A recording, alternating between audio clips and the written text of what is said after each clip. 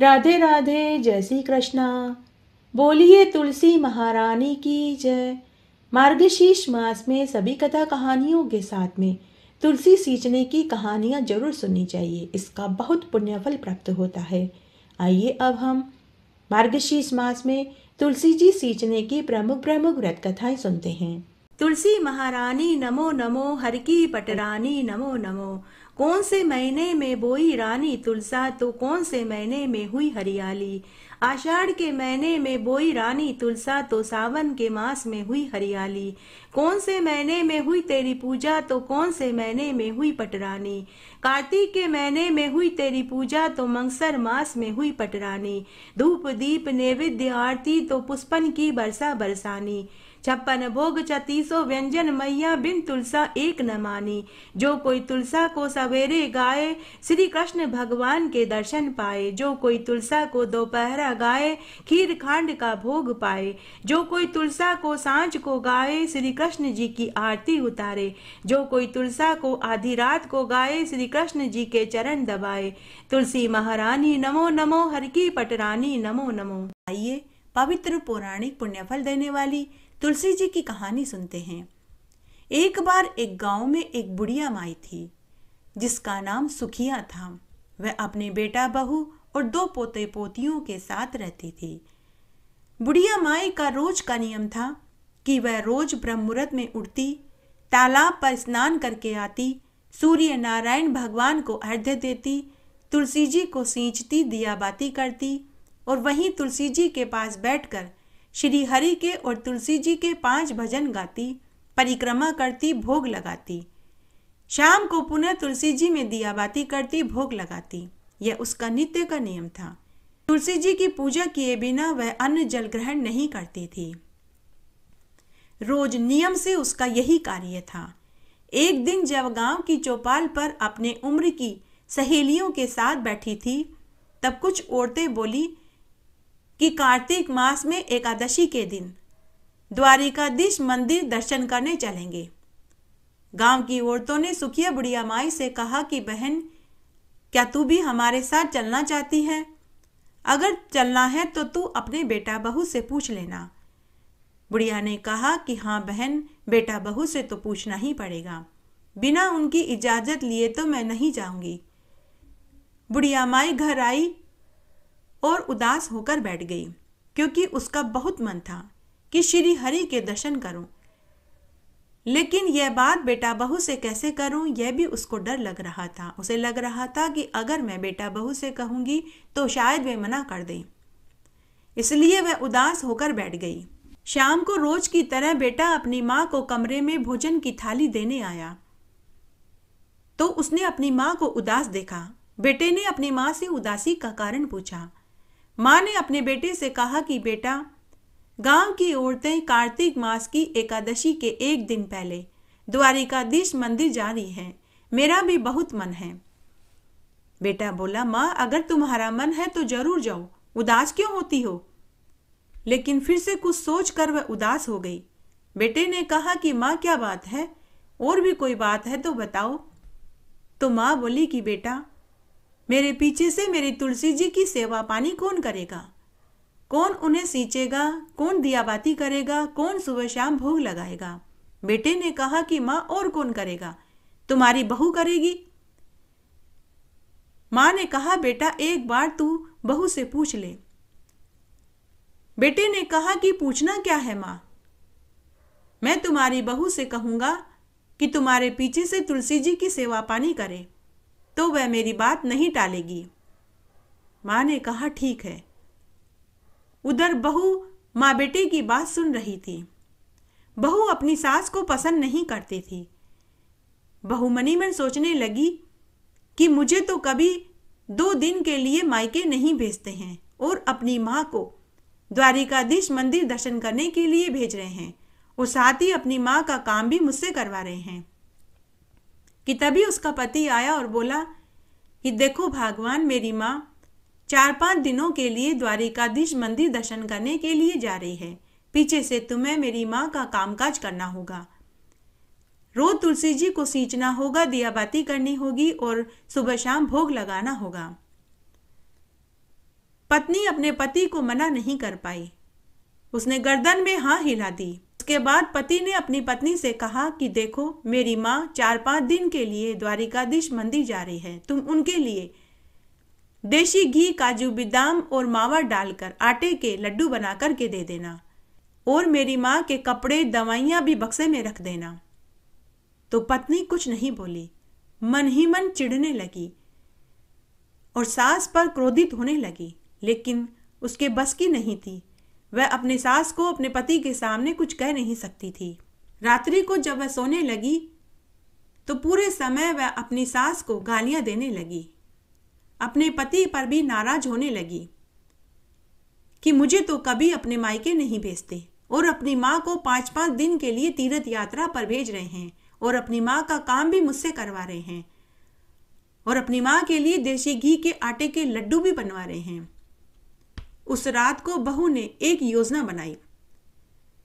जब सास के जाने की तैयारी हो रही थी तो बहू ने तुलसी के पौधे को जड़ से उखाड़कर बक्से में रख दिया, और साथ ही अपनी सास के कुछ कपड़े और दवाइयाँ भी रख दी।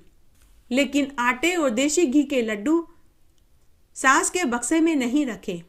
वह बक्सा उसने तौलिए से अच्छे से ढक दिया और ताला लगाकर बक्सा और चाबी अपनी सास को देते हुए बोली कि सासू माँ, यह बक्सा लीजिए, इसमें घी के आटे के लड्डू हैं, आप रोज सुबह शाम एक एक लड्डू खा लेना।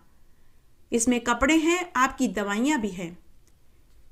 तब सास ने बहू को ढेरों आशीर्वाद दिए कि सदा सौभाग्यवती रहो, खूब फूलो फलो, मेरे पोते पोती खूब तरक्की उन्नति करें, मेरा बेटा हमेशा खुश रहे।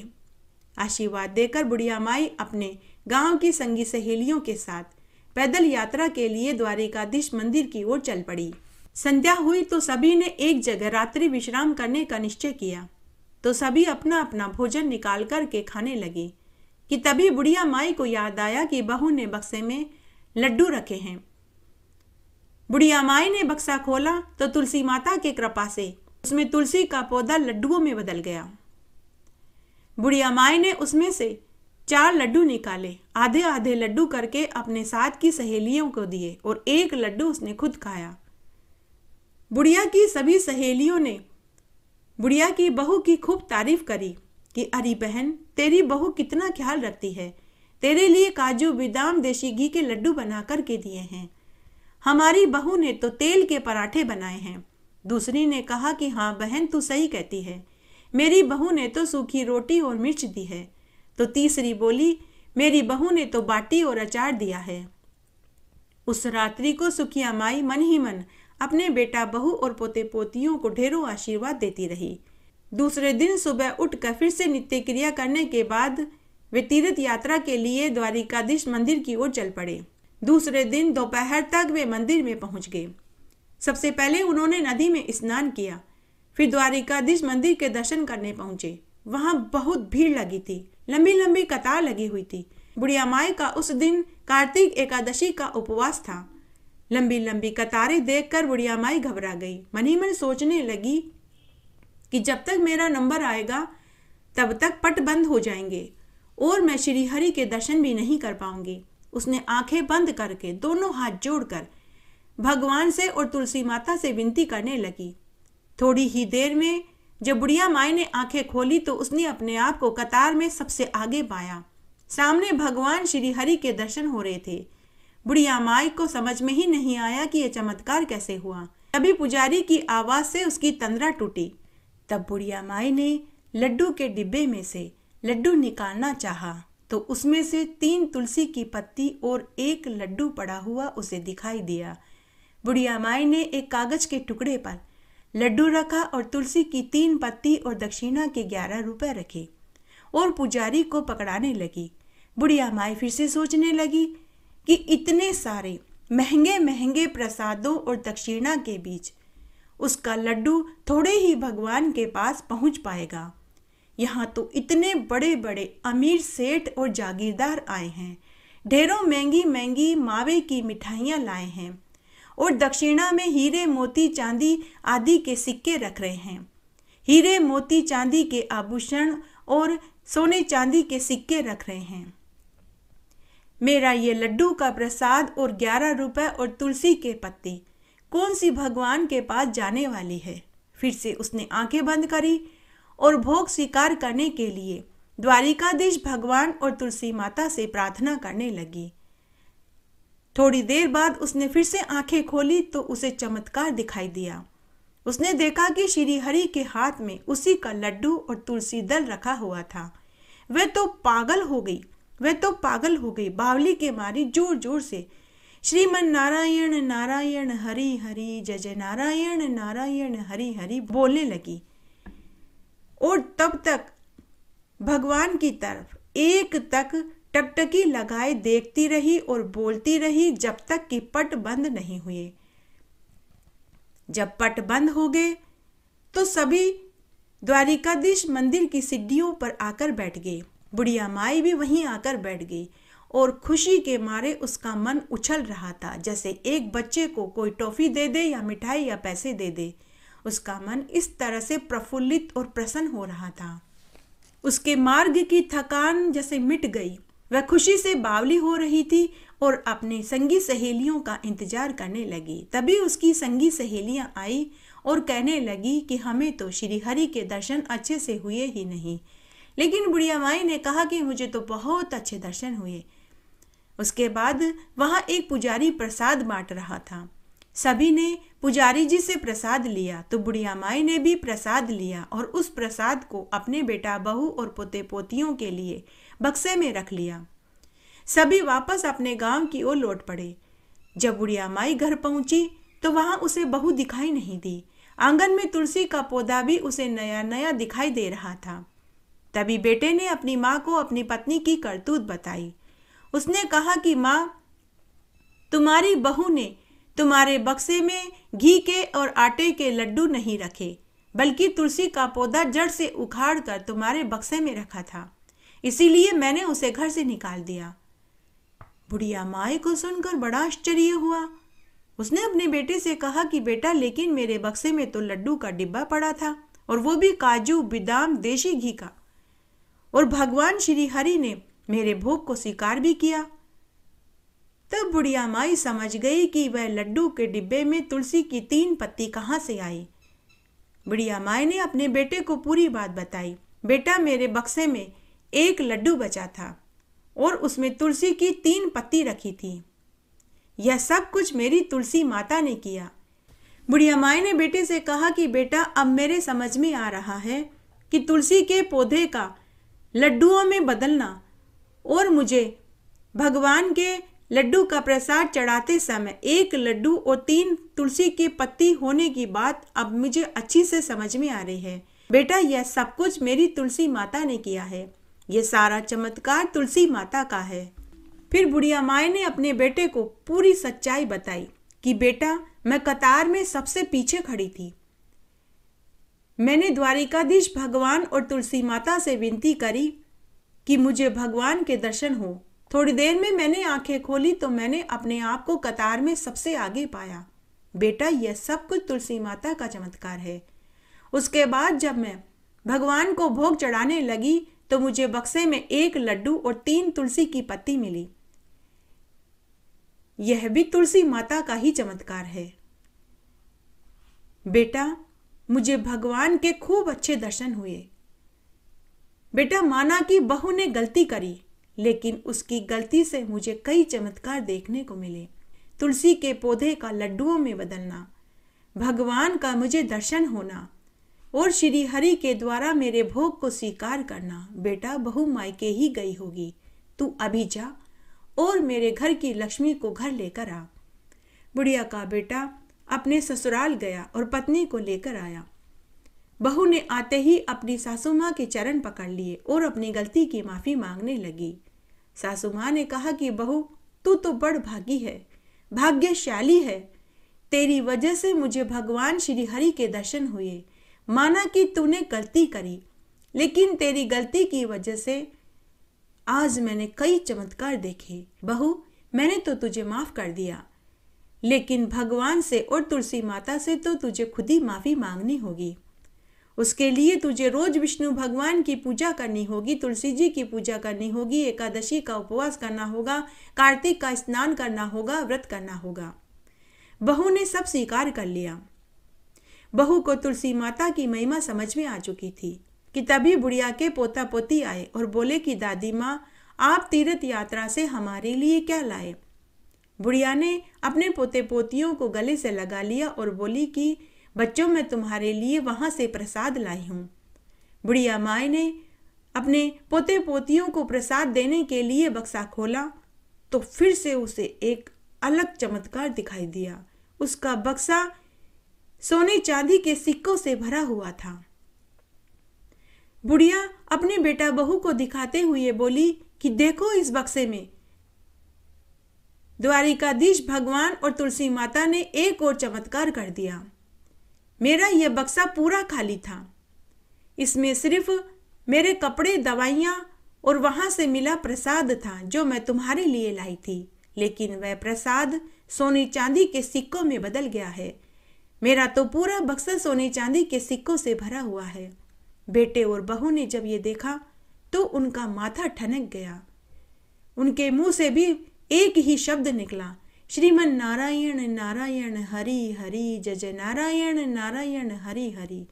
जय हो तुलसी माता की, जय हो एकादशी माता की, जय हो द्वारिकाधीश भगवान की। अब तो बुढ़िया माई के साथ बेटा बहू भी तुलसी जी की सेवा पूजा करने लगे, एकादशी और कार्तिक का स्नान और व्रत करने लगे, क्योंकि उन्हें तुलसी माता की महिमा, एकादशी का व्रत और कार्तिक के व्रत की महिमा अच्छे से समझ में आ चुकी थी। बुढ़िया माई अपने बेटा बहू और पोते पोतियों के साथ सुख से रहने लगी। एक बार बहुत छोटा सा गांव था। उस गांव में 7 भाइयों की एको एक लाडली बहन थी। 7 भाइयों का विवाह हो चुका था। माता पिता का बहुत पहले ही स्वर्गलोक गमन हो चुका था। 7 भाइयों की बहन बड़ी ही धार्मिक प्रवृत्ति की थी। जब से उसने होश संभाला तभी से वह तुलसा जी को सींचती, दिया बाती करती, भोग लगाती, 5 भजन गाती और परिक्रमा करती थी। रोज तुलसा जी की सेवा पूरे तन मन से करती थी। तब एक दिन सभी 7 भाभियों ने ननद को ताना मारा कि क्या रोज तुलसा जी की सेवा करती रहती है। अगले घर ब्याह होकर जाओगी तो तुम कोई कामकाज करना क्यों नहीं सीख लेती। ससुराल जाकर तो तुम्हें रोटी सब्जी, चूल्हा चौका, बर्तन कपड़े ही करने हैं। ऐसा कहकर 7 भाभियां ननद के ऊपर हंसने लगी, लेकिन ननद कुछ नहीं बोली। इस तरह समय बीतने लगा। जब वह विवाह लायक हुई तो भाइयों ने अपनी एको एक लाडली बहन के लिए अच्छा घर वर ढूंढा। तब भाइयों ने अपनी अपनी पत्नियों से कहा कि मेरी बहन के लिए दहेज का सारा सामान तुम्हें ही लाना है, गहने, कपड़े, बर्तन इत्यादि। तो सभी ने हामी भर दी। तब 7 भाभियों ने अलग अलग डिब्बों में, किसी में तुलसा जी की पत्तियां तोड़कर डाल दी, किसी में तुलसी की जड़, किसी में तुलसी की मंजरी, किसी डिब्बे में तुलसी की टहनियां तो किसी में तुलसी की माला डाल दी। इस तरह 10-15 डिब्बे तैयार कर दिए और अपने अपने पतियों से बोली कि सुनो जी, हमने ननद बाई की शादी की पूरी तैयारी कर ली है। अलग अलग डिब्बों में सारे सामान रखवा दिए हैं।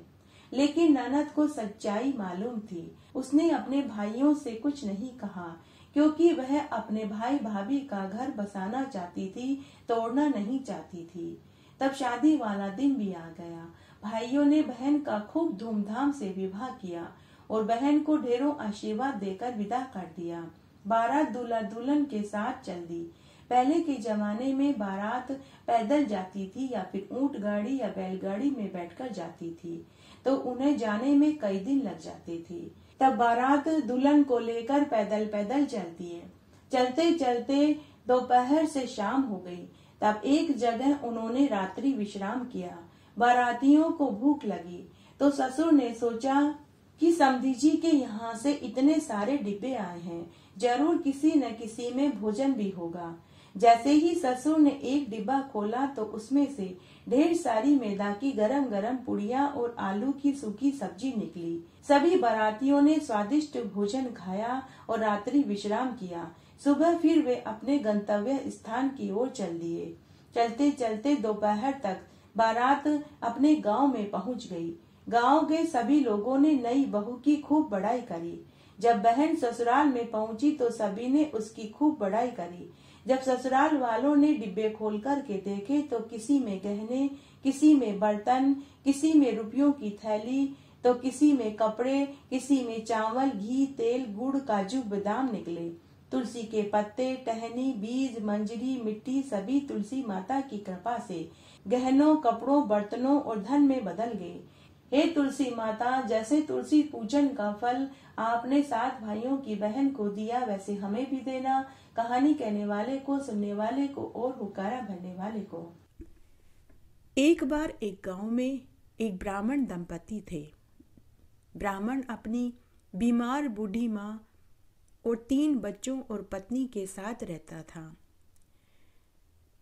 ब्राह्मण अपने यजमानों के यहाँ पूजा पाठ, धर्म कर्म, भजन कीर्तन के काम करने जाता। बदले में वे उसे आटा, दाल, तेल, घी, गुड़ और रुपये देते थे। उसी से उसका गुजर बसर चलता था।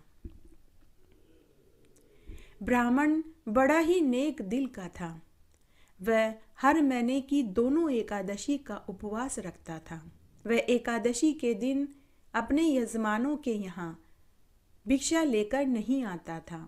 उस दिन स्वयं यजमान उसके घर सीधा रखने आते थे।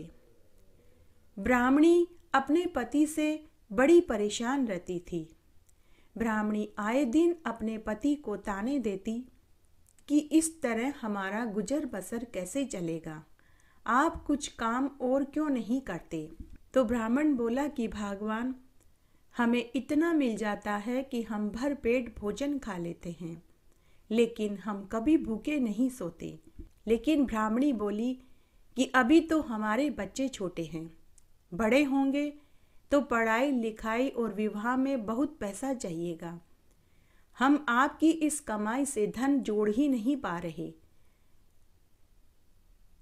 तो ब्राह्मण बोला कि भगवान, मुझे और कोई काम करना भी नहीं आता, तुम ही बताओ मैं क्या करने जाऊं।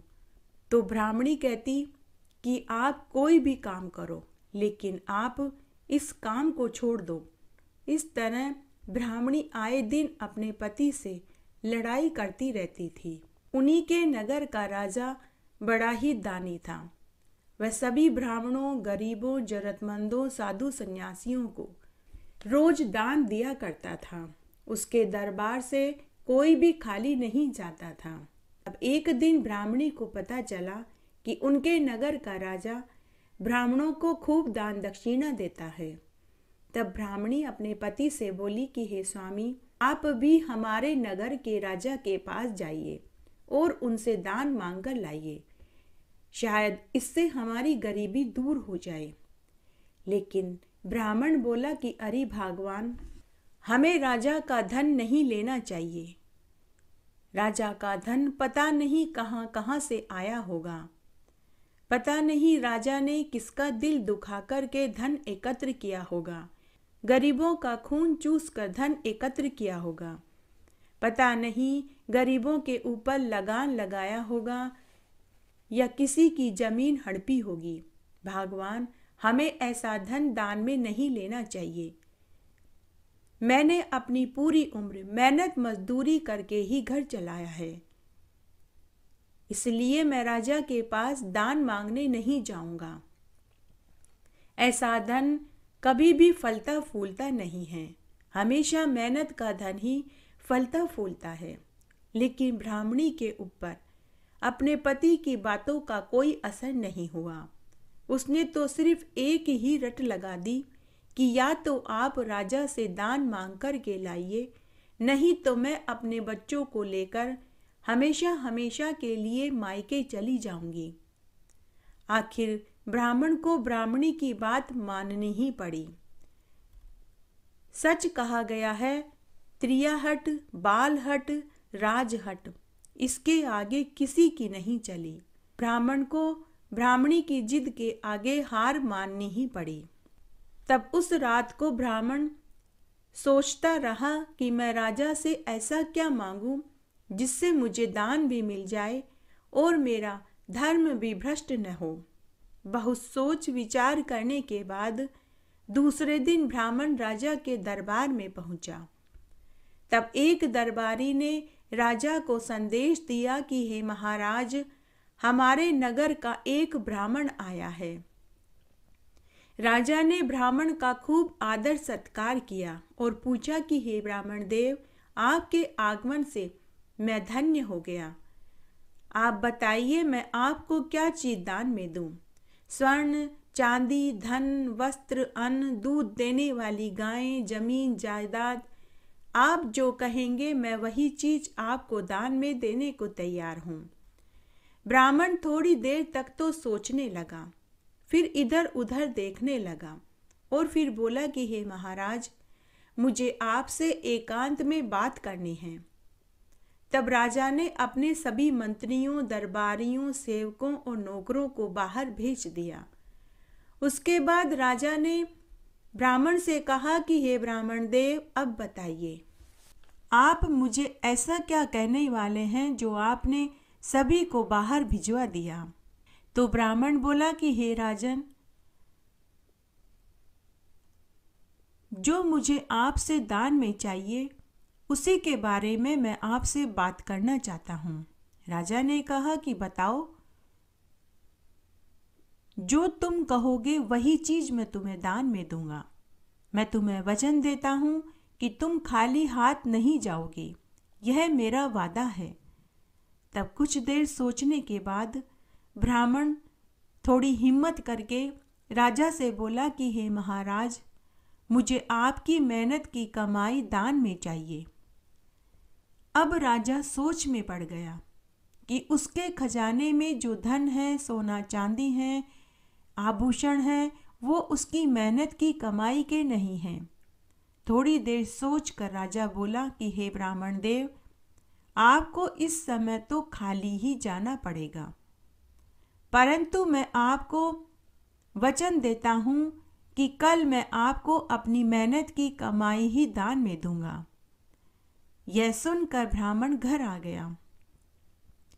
पति को आया देखकर ब्राह्मणी दौड़ी दौड़ी दरवाजे पर आई और बोली कि जल्दी बताओ, जल्दी से दिखाओ, राजा ने तुम्हें क्या दान में दिया? ब्राह्मण बोला कि भगवान, राजा मुझे कल दान में देंगे। ब्राह्मणी मन ही मन खुश होने लगी कि मेरे पति ने ज़्यादा चीज दान में मांगी होगी, इसीलिए राजा को व्यवस्था करने में समय चाहिए। ब्राह्मणी मन ही मन खुश होकर काम में लग गई। उधर राजा महल में आया। उसने साधारण कपड़े पहने और कीमती कपड़े और जेवरात उतारे। तो रानी ने पूछा कि हे महाराज, आज आपने साधारण कपड़े क्यों पहने हैं?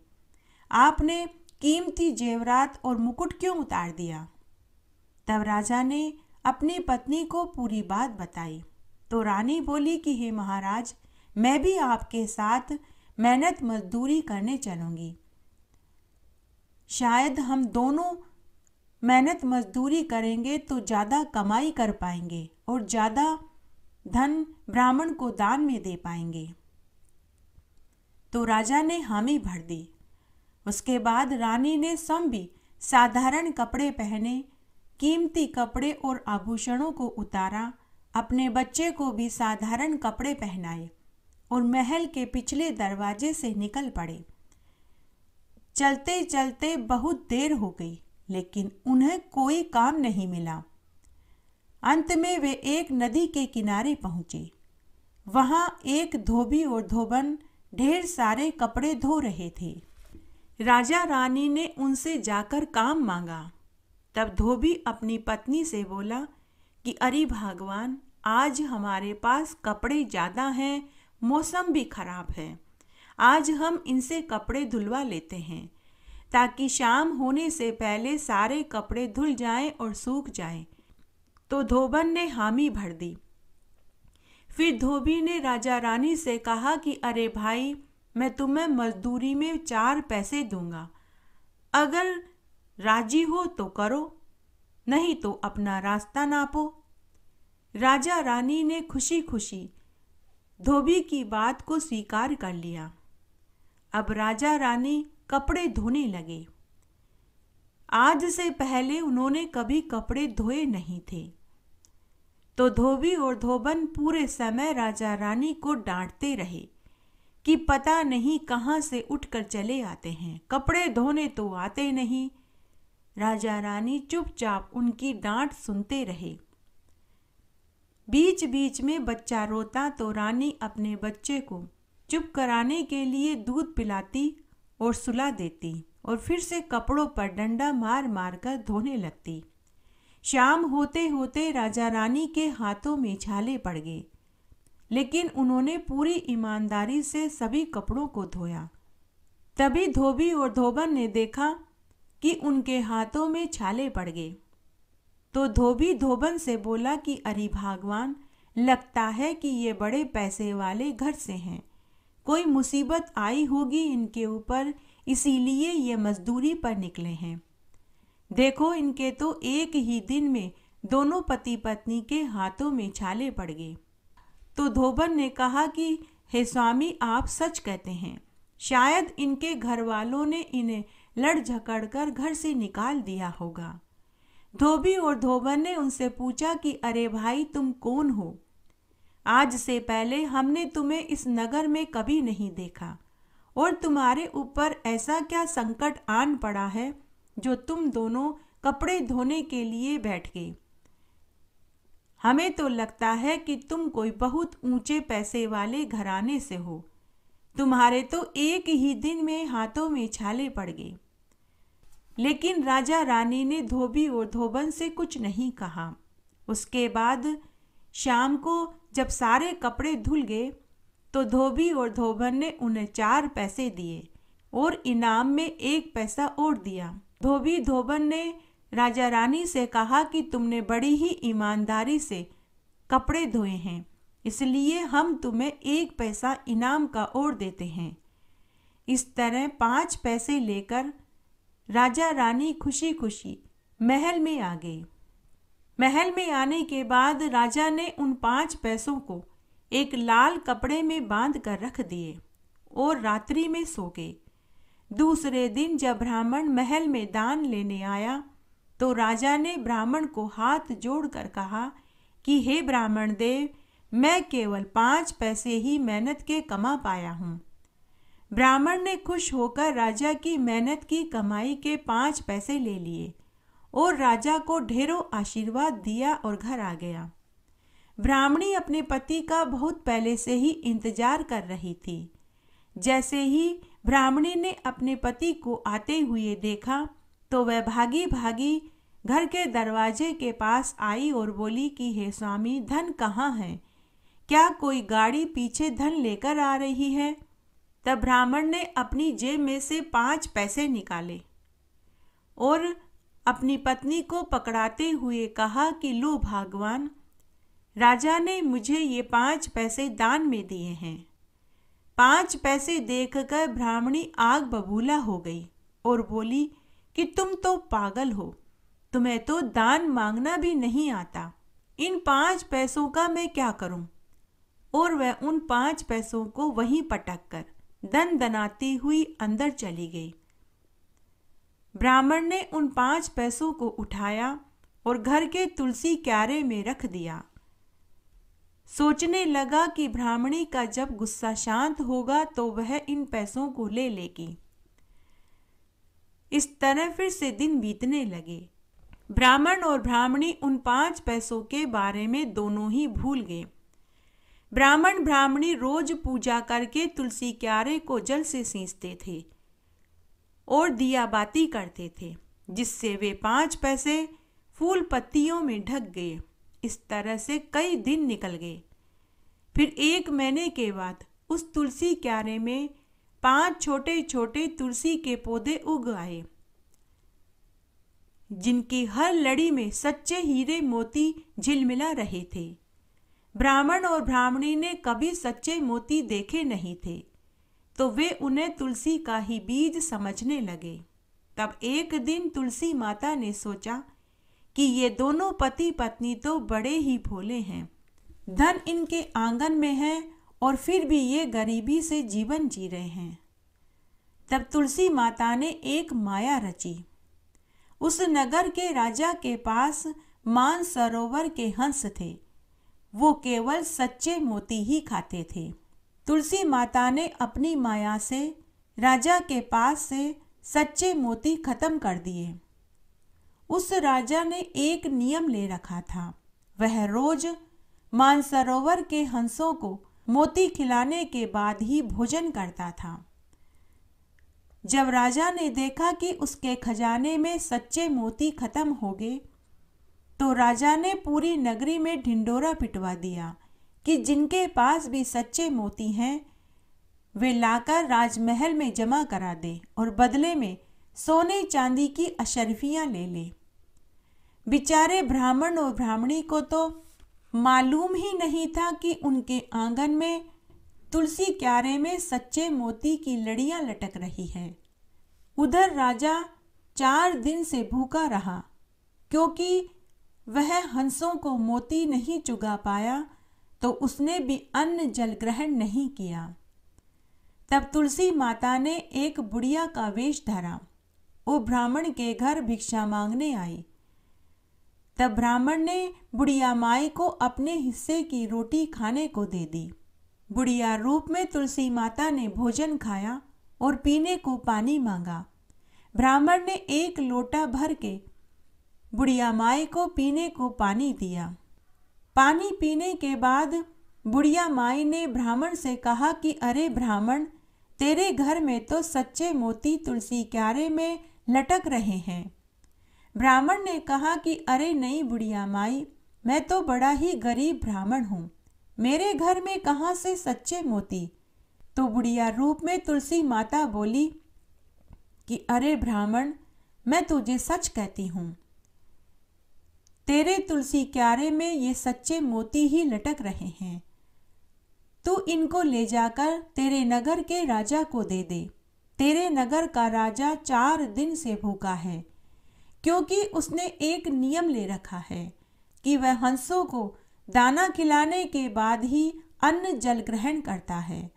अभी तेरे नगर के राजा के पास सच्चे मोती खत्म हो रहे हैं। तू ये सच्चे मोती तेरे नगर के राजा को ले जाकर के दे दे। ऐसा करने से तुझे 2 पुण्य मिलेंगे। एक तो तेरे सच्चे मोती राजा को देने से हंस का पेट भरेगा। हंस के खा लेने के बाद 4 दिन से भूखा राजा भी भोजन कर पाएगा। और फिर आज तो एकादशी है। एकादशी के दिन सच्चे मोती का दान करने का क्या फल मिलता है तुझे तो शायद मालूम भी नहीं। जो मनुष्य एकादशी के दिन सच्चे मोती का दान करता है, उसके लिए स्वर्ग के 7 दरवाजे खुले मिलते हैं। उसे सीधे बैकुंठ का वास मिलता है। जो फल मौनी अमावस्या के दिन मरने वाले मनुष्य को मिलता है, वही फल एकादशी के दिन सच्चे मोती का दान करने से मिलता है। बुढ़िया की बातें दोनों ब्राह्मण और ब्राह्मणी सुन रहे थे। ब्राह्मण और ब्राह्मणी की तो खुशी का ठिकाना ही नहीं रहा। तभी ब्राह्मणी ने सच्चे मोती एक थैले में भरकर अपने पति को देते हुए बोली कि हे स्वामी, आप यह सच्चे मोती ले जाकर राजा को दे दो। बदले में वे आपको सोने चांदी के आभूषण देंगे। बुढ़िया रूप में तुलसी माता वहां से चली गई और अंतर्ध्यान हो गई। उसके बाद ब्राह्मण सच्चे मोती लेकर राजा के महल में पहुंचा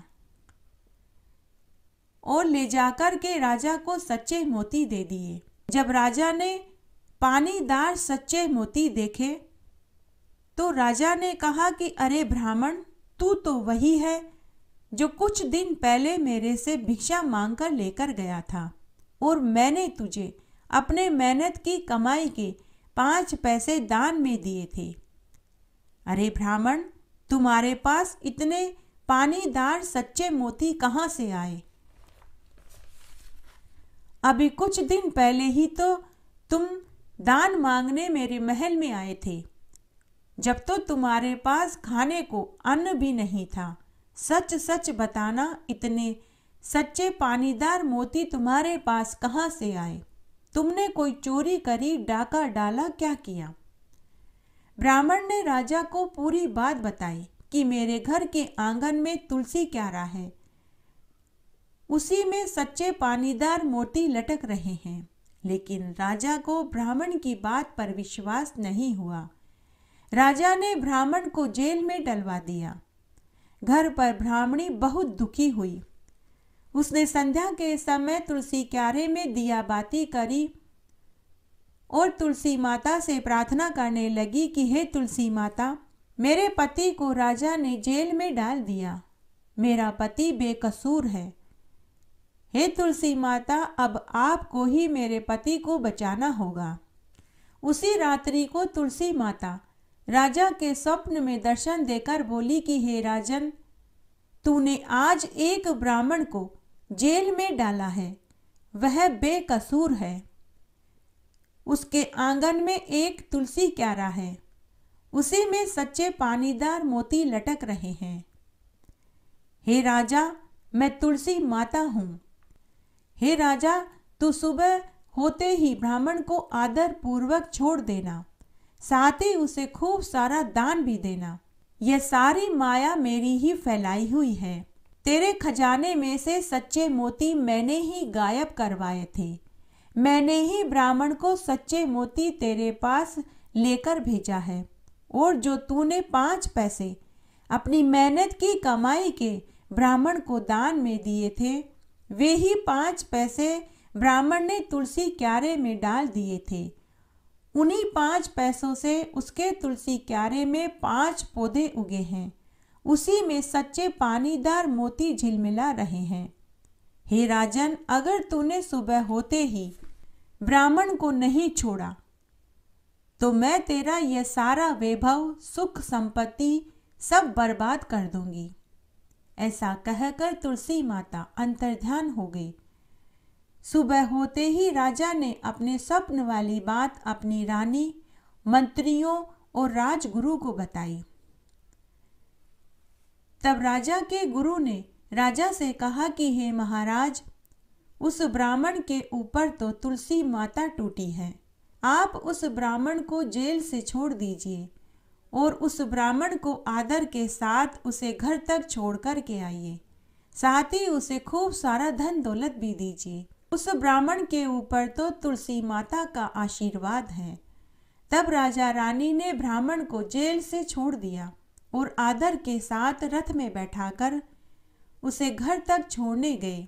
राजा रानी ब्राह्मण के तुलसी क्यारे में सच्चे पानीदार मोती देखने उसके घर आए। राजा रानी ने फूल पत्तियां हटाकर देखा तो तुलसी की जड़ में उनकी मेहनत की कमाई के 5 पैसे पड़े हैं। यह देखकर राजा रानी बहुत खुश हुए। उन्होंने ब्राह्मण को खूब सारा धन दान में दिया। उसके बाद राजा रानी ने पूरी नगरी में यह ढिंढोरा पिटवा दिया कि सभी को अपनी मेहनत की कमाई खानी चाहिए। मेहनत की कमाई से ही घर में बरकत बढ़ती है। और साथ ही रोज तुलसी जी की पूजा करनी चाहिए, एकादशी का व्रत करना चाहिए और तुलसी जी को सींचना और दियाबाती करना चाहिए। इस तरह आज हमने मार्गशीर्ष मास में तुलसी जी सींचने की प्रमुख प्रमुख व्रत कथाएं सुनी। इन कथाओं को सुनने का फल सबको मिले, कहानी कहने वाले को, सुनने वाले को और हुक्कारा भरने वाले को। मेरे साथ बने रहने के लिए आपका धन्यवाद। आगे आने वाली कथा कहानी के लिए भी आप इसी तरह मेरे साथ बने रहें। धन्यवाद।